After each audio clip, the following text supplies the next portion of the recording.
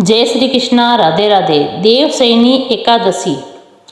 आषाढ़ माह के शुक्ल पक्ष की एकादशी को देवशयनी एकादशी के नाम से जाना जाता है।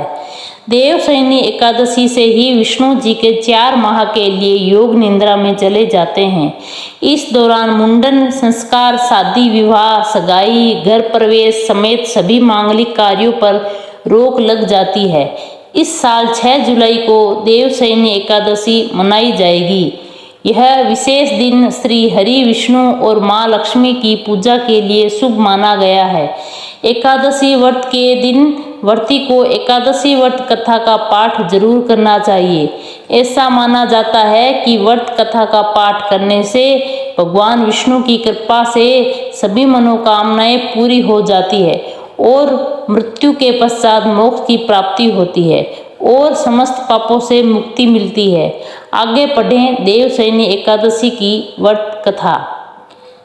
देवशयनी एकादशी व्रत कथा का वर्णन खुद भगवान श्री कृष्ण ने किया है। शास्त्रों के अनुसार भगवान श्री कृष्ण ने इस वृत्तांत को धर्मराज युधिष्ठिर को सुनाया था। पौराणिक कथाओं के अनुसार सतयुग में मानधाता नामक एक चक्रवर्ती राजा राज्य करते थे। मानधाता के राज्य में प्रजा सुखी थी।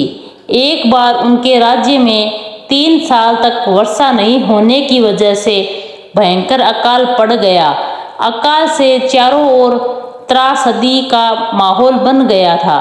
इस वजह से यज्ञ, हवन, पिंडदान, कथा, व्रत आदि कम होने लगे।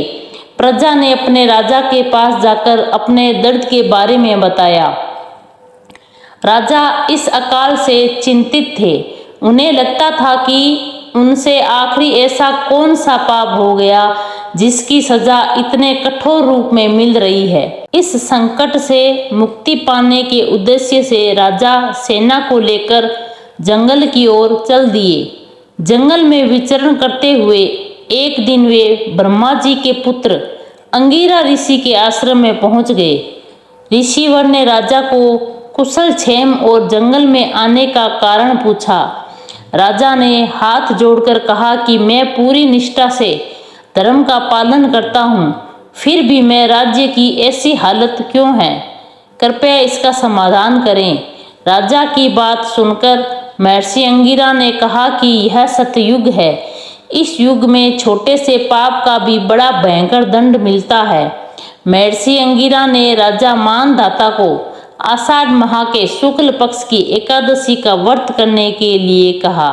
महर्षि ने कहा कि इस व्रत के प्रभाव से अवश्य ही वर्षा होगी। महर्षि अंगिरा के निर्देश के बाद राजा अपने राज्य की राजधानी लौट आए। उन्होंने चारों वर्णों सहित पद्मा एकादशी का विधि पूर्वक व्रत किया, जिसके बाद राज्य में मूसलाधार वर्षा हुई। ब्रह्मा वे व्रत पुराण में देवशयनी एकादशी के विशेष महत्व का वर्णन किया गया है। मान्यता है कि देवशयनी एकादशी के व्रत से भक्त की समस्त मनोकामनाएं पूरी होती हैं। बोलो कृष्ण कन्हैया लाल की जय हो, विष्णु भगवान की जय हो, लक्ष्मी माता की जय हो, एकादशी माता की जय हो।